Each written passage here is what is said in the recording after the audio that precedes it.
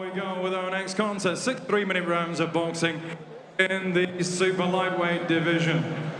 Introducing to you firstly, boxing out of the blue corner, wearing the sky blue shorts trimmed with claret and white. At the weight he's scaled, 9 stone, 13 pounds, 6 ounces. Tonight is his 71st professional appearance in a boxing ring. Hailing from Stockport, here is the Devil Child, Jamie Quinn. And opposing him, boxing out of the red corner, wearing the multicolored shorts. At the weight he scaled, 9 stone, 12 pounds. From 6 contests, he has 6 wins. 2 of those wins coming by way of knockout. Another young sensation, undefeated man from Liverpool. Here is Tom McGuinness. Timekeeper at the belt, Burnley's Gary Grennan. Manchester's Darren Sargentson is in charge of the action. 6 3-minute rounds. Just both keep it clean, nothing low, watch your heads. When I say break, take a step. Most importantly, defend yourself all times. Here we go then, and we said it a few times before, but the key for Tom McGuinness is establishing that jab early on and putting Jamie Quinn in his box. Yeah, you need to. You see Jamie, it looks like he's going to come out, maybe establish himself earlier on. He looks the type of, fighter, doesn't he? So Tom needs it, and obviously the advantage Tom has, in the reach advantage. So, work behind the jab and establish that jab and see where he goes from there. And that's exactly what he's done in the opening few seconds of this round. Just flicking that jab out, the orthodox stance. And just not take too many risks against, people like Jamie Quinn who can be dangerous. His nickname there, the Devil Child, just says a lot, doesn't it? Tom doesn't really want to take too much of a risk and suffer some sort of injury unnecessarily. Just work on the things they've been working on in the gym. Lovely, exactly like that. Nice jab and then bang down to the body, nice sharp shots, and just go through the drills they've been working on and see where it goes. And if Jamie gets in there and makes it a fight, then that's when questions be asked, and then they're boxers that get ticked that you don't really want to, but you have to do it. And how much would it have affected Tom, seeing his teammate Marcel lose earlier on? Does that have an impact on him? It's a difficult dynamic in the changing room, isn't it, when you have more than one fighter on a night? Yeah, it's like a little unity that you have there, and when one goes out, you don't see him. You wait for him to come back in, and you wait for the result. And if the result isn't good, then it's like, oh, it's not going to go our way tonight as a team. You're a family.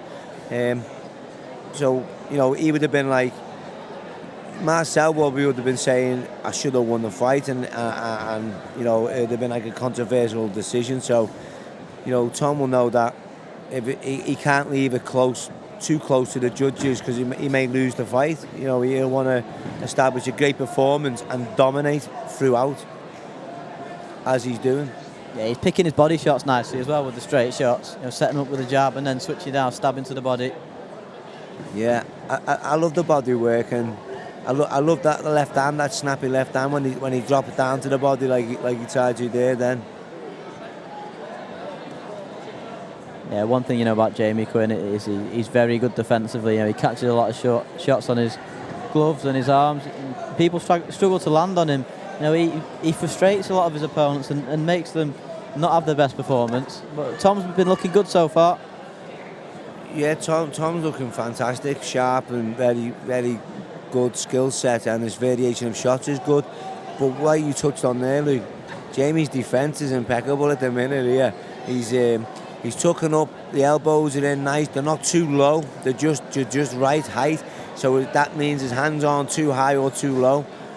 And it's very tight as well, so nothing's getting in anywhere. And when he tucks up tight, he's just dipping his knees a little bit, which is that's the advantage he's giving himself on his defence.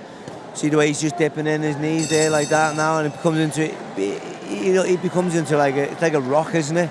And it becomes quite impeccable. So I think what Tom may have to do here, if he can, is when he's throwing them feints or throwing them shots, try and pull the glove down and try and come around the gloves. Try and come right round the gloves so he can't see these shots coming. Try and rattle them and open them up that way. Yeah, and that's where you learn some tricks, isn't it? When you're fighting the German, you have to learn how to open someone up, when they're tucking up. Yeah, And you can't really get that in sparring, can you? Because, you know, when you spar another top prospects, aren't you? You know, from in the same gym and other gyms. Whereas when you get in with the journeyman and they're tucking up and catching shots, it's almost difficult for some fighters, and you see that they struggle to, you know, find openings. And they, like, for example, a lot of fighters get stoppages later on in their career when they have someone that's actually coming to win. Yeah, because you're spot on, Luke, there, because that's what you do. You always spar lads who are better than you, or a better level. But then when you go and fight, you sort of get a match more or less the same. So what happens is you do to them what the lads in sparring do to you. So when you're tucked up tight and they're putting it on you, and they're pulling your gloves down, or they're lifting your elbows up, and they're doing them little tricks to you, you then have to then pass that on, because you feel the effect of it as well in sparring. Oh, that was a lovely right uppercut from Tom McGuinness. You can see he's got all the flash, hasn't he? He's got the shots, he's got the looks, you know, got the nice kit there as well, Tom, and he's got all the flashy shots as well. And he's certainly someone, you can tell from his style, that's going to be in some good fights. You know, when he's matched with fighters at the same level as him. Yeah, as he moves up, he's getting moved. He's moved nice. This is a great matchup for him. But as you say, you know, as he does move up in the levels, you can see him being in some great fights. And he looks very similar to Nathan Bennett, doesn't he, in the way he boxes? And what's the weight as well? Are they around the same weight? So there we go. You know, there's a potential fight of the future. Again, build them on the VIP bill, the VIP stable.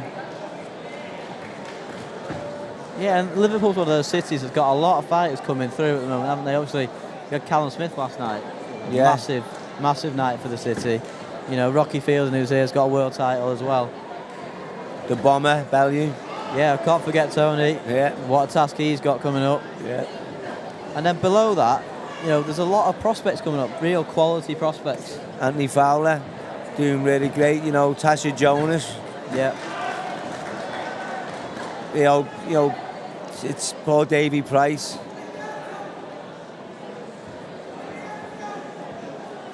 Yeah, and this venue is steeped in history, isn't it? But being in here tonight, it's a lovely venue to watch the boxing at.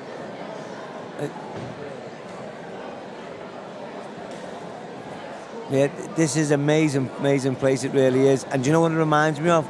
The York Hall. Yeah, a lot of people have said that. Yeah. But what we have here, what York Hall don't have, is the history. Go on, are you going to say it or am I? Nah, go on, mate. You share. I know it. You share it. Just here in our ears, there's actually an elephant pit underneath the venue. So we're boxing on an elephant pit now, because it used to be for the circus. But it's the perfect venue for boxing, isn't it? You know, it keeps the sound well. You know, there's a big atmosphere in it. And it's not like, you know, York Hall where they're a little bit over the top of you and it's a little bit too much, and you see them all, you know, the dying heat and sweat. This is perfect in here. Yeah. The size of it, the sitting area, the way it is. You know, the history of obviously having the elephant pit below the ring. Yeah, they've spent £500,000 on the sound system and the lighting since we were last in here as well. And so they've upgraded the venue, and it's perfect for our sport, as you're seeing tonight. It's a place I always wanted to box when I used to come here and watch, you know, bills and stuff. I always want to box in the Olympia, and I finally got there. And then Steve, you know, with VIP got me on the Sky Sports, you know, Sky Sports boxing, you know, box here as well. You know, to use this venue. It's an outstanding venue, it really is. Yeah, back to the boxing in there, and Tom McGuinness has looked quite comfortable so far, hasn't he? Really. Yeah, he doesn't seem to be in any sort of trouble. He's it's just obviously what it will be if he does keep it tight. It'll just be the pace of things, you know. He'll just find it. It'll be a tough workout. It'll be a hard night's work because he's not really taking any risks himself. He's just keeping it tight, and that's hard for Tom to try and, you know, look or do anything because you know, Quinn is not really he's not really playing ball, is he?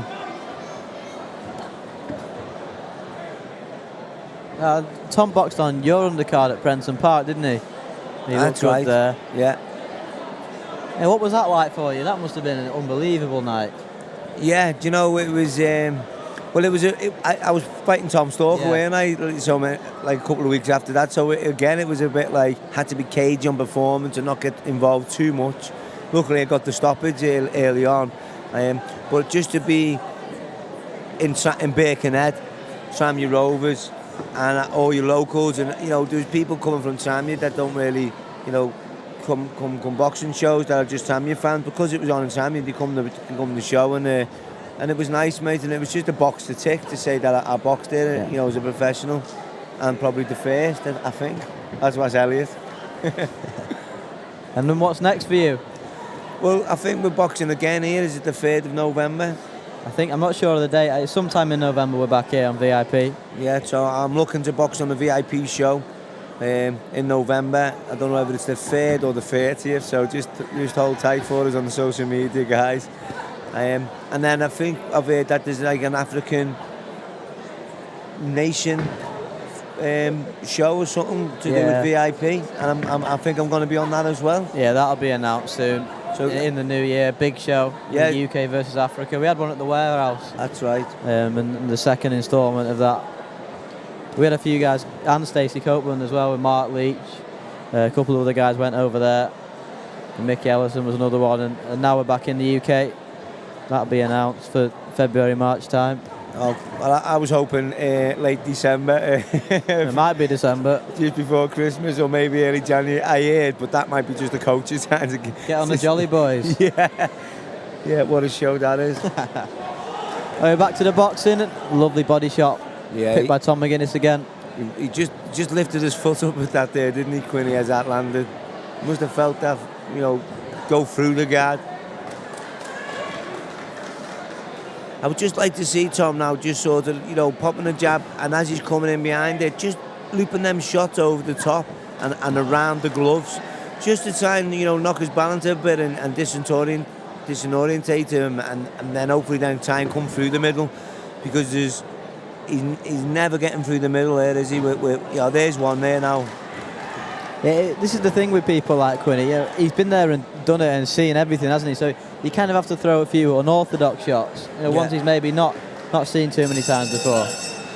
Shots that you don't really, sometimes you think, am I going a little bit too far around the gloves there? Is that, you're sort of pushing a boat to go beyond the line of a legal shot.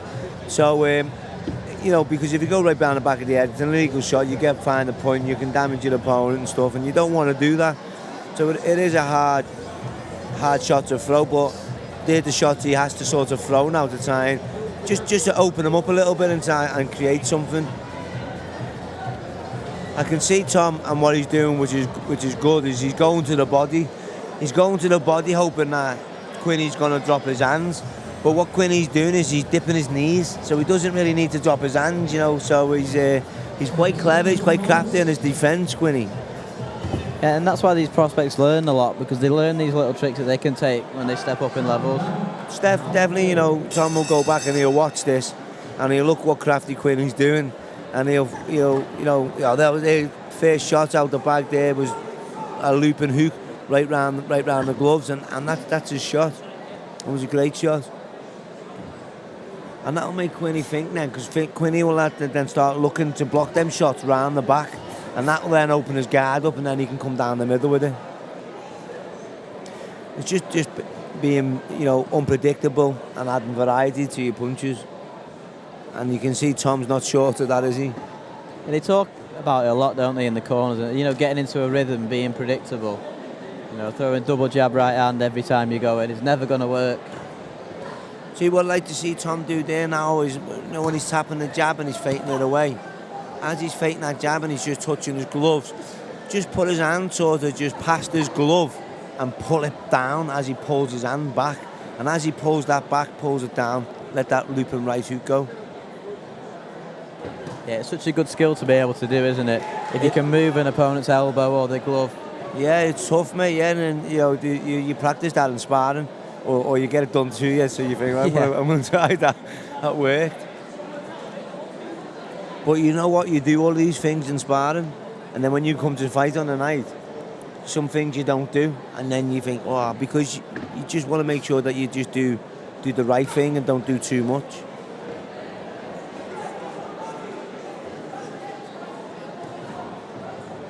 Yeah, and that's why fighters say it's so different from sparring and fighting, isn't it? A lot of things you try in sparring, there's no way you can get them off.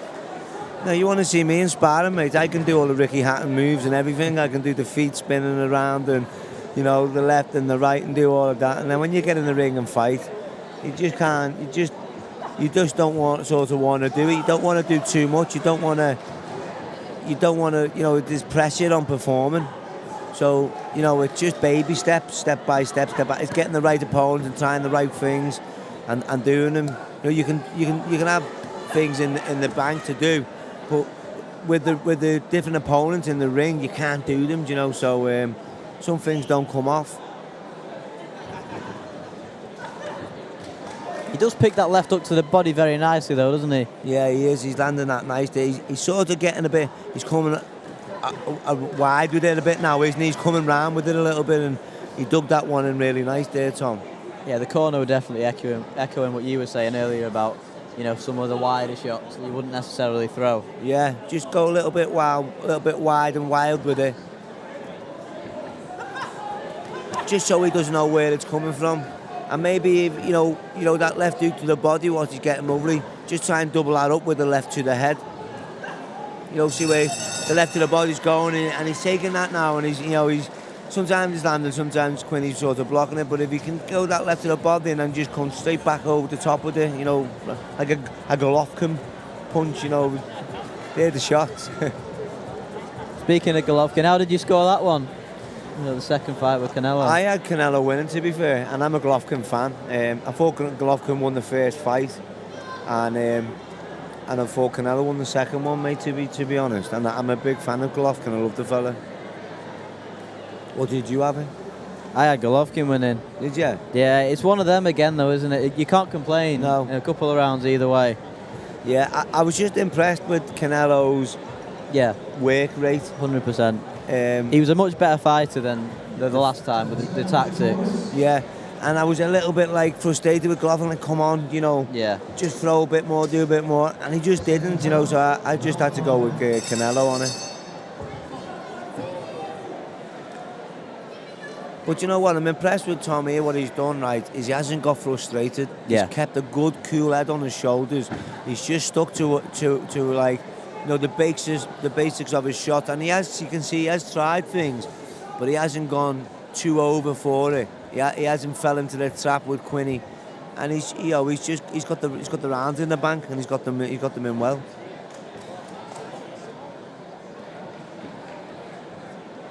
And the first 6 round of this for Tom McGuinness, so into the 5th, a bit of uncharted territory for him. Well, there you go, mate, and there's another tick box for him as well. What we're seeing a good, cool performance from him tonight.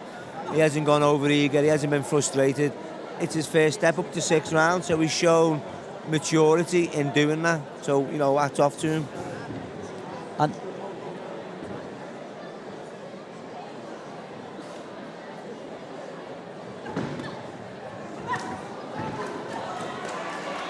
And Tom McGuinness looking good, and you know, tonight we're building towards the main event of the evening. Steve Brogan and Brad Botham. Hashtag VIP Boxing Live. Let us know who you got for that one. It really is a 50-50. Brad Botham wants to win that central area. It's his 3rd attempt tonight. Oh, it's the belt Steve Brogan wants as well. So on the hashtag VIP Boxing Live, let us know what you think. Or on the chats on all the social media platforms we're covering across tonight. Who do you think's won this one? I think we all know the answer to that.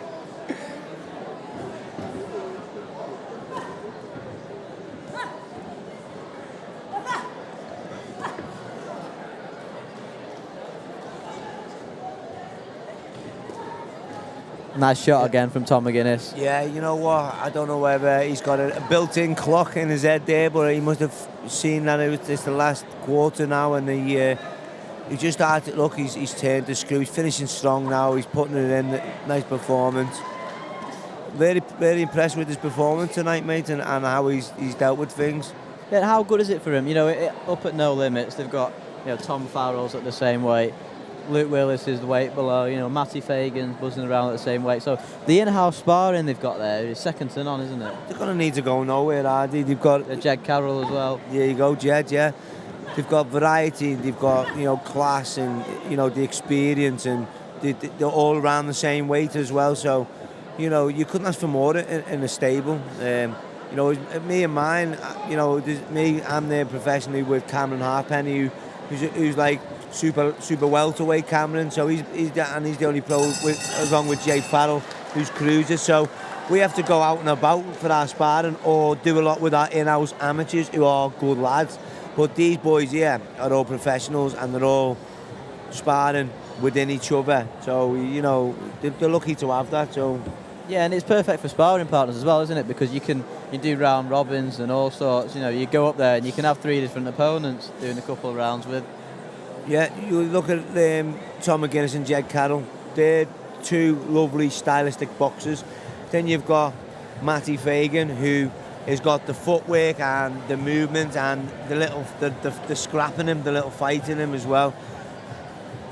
And then you've got Luke Willis, who's southpaw. So, you've got a southpaw then to mix it in there, who's a little bit shorter than them. So he's shorter and he's got these southpaw stylistic. So there's quite a lot of difference they've got in there. Yeah, and Kev just pointed out on Facebook as well that Ryan Mulcahy is another one. The Central Area champion. The Monk, how can you forget him? And he's probably one of the best out the lot, mate. He's an absolute, he's a cracker. He's a boxer, fighter. He's got everything the Monk like. He's a good kid, Ryan.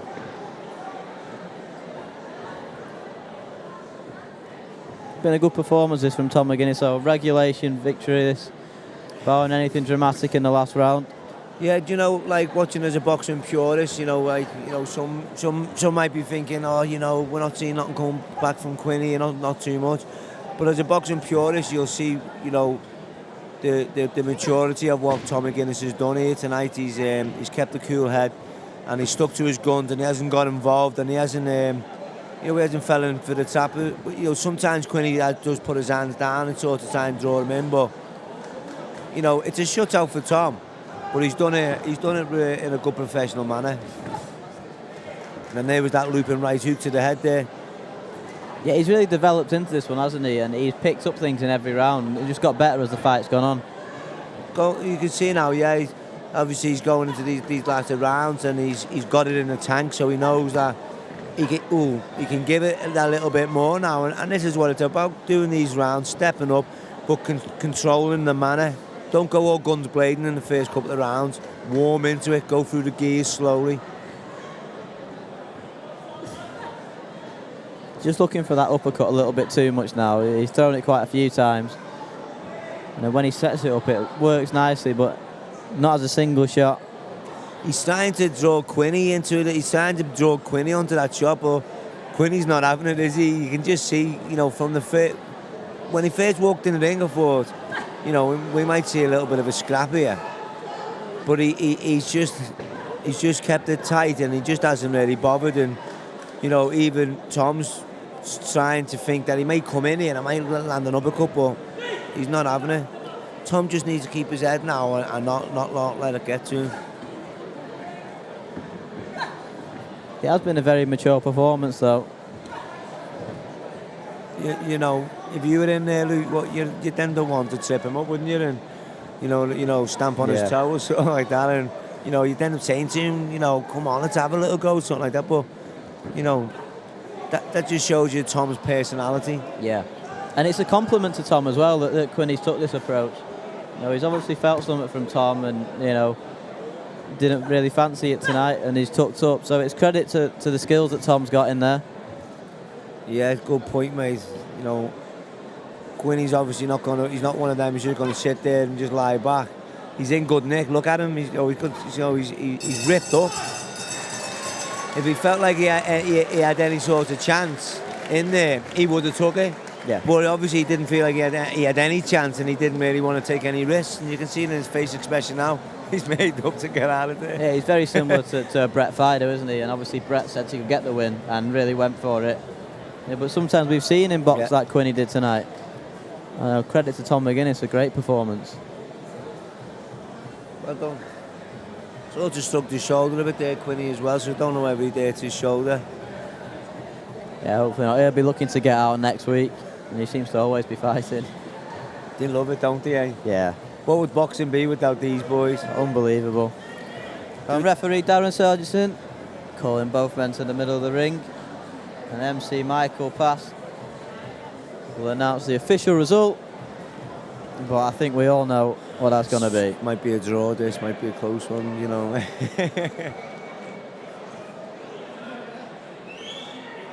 Ladies and gentlemen, after 6 rounds of boxing, referee Darren Sargentson has scored the contest 60 points to 54 points for your winner, Tom McGuinness.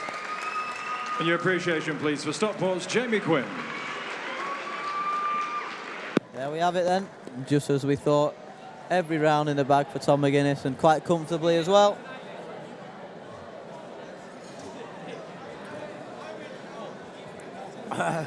Smile, Masha.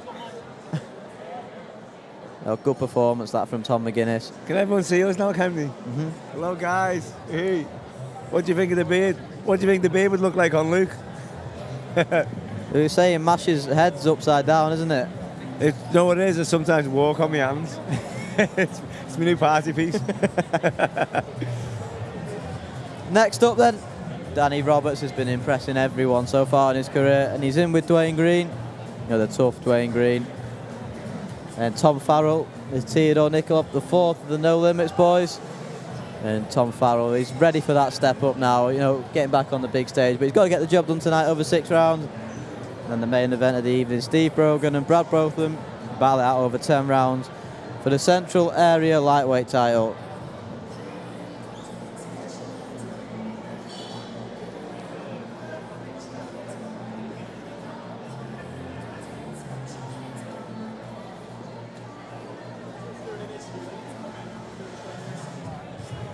Just waiting for the next fighters to get ready. Danny Roberts next up.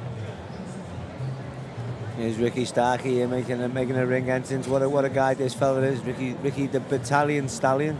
And John Evans has just grabbed Tom McGuinness, and we're going to speak to him now. Well done, Tom. Third fight for you. You must be overjoyed with that. Yeah, a bit frustrating. Last minute, really. It was meant to be fighting Chris Truman, Winnum record kid. So got changed. Probably took the wind out of myself a bit early on in the week, but Jamie's tough. I knew exactly what was going to happen. When you get in there, it's the same shit, but I think he covered up all the way through. I tried my best just to get something to try and get a counter, but obviously he knows what he's doing. Well, it seemed to work best when you got into a rhythm and you had a bit of bounce about your work. Yeah, like in the end, I was trying to get counters up, but in the end it had to just be like, I tried to switch it up and go through the gears. Even that weren't working. I had a tiny bit of success, but most was missing. In the last, I tried to put my hands down and try and like see what was there, just try and get any. And I went through like a few different game plans, but he knows what he's doing. He's probably one of the best at it. He's like probably the toughest, like in terms of trying to get something out of him. Obviously, he never gave me much back, but I suppose I must be doing something right because he never even tried to really. Now, you've been a pro a couple of years now, and you're looking the part. You know, you've grown while we've been watching you. What are you hoping for now for the rest of this season? I want good fights now. I want to be fighting kids in the same position as me. I want to be pushing on for titles. There's a fight on tonight that I wouldn't mind the winner of. There's other VIP lads with similar records to me I wouldn't mind. I just want good fights now. Like, I think I've got the most out of them fights as I can. I haven't dropped around. That's not testing me in any way, so I want proper fights now. That's all I want really. I don't really want to be fighting them anymore. I've done it really. Well, hopefully we see you soon on a VIP show and a big step up, Tom. Well done.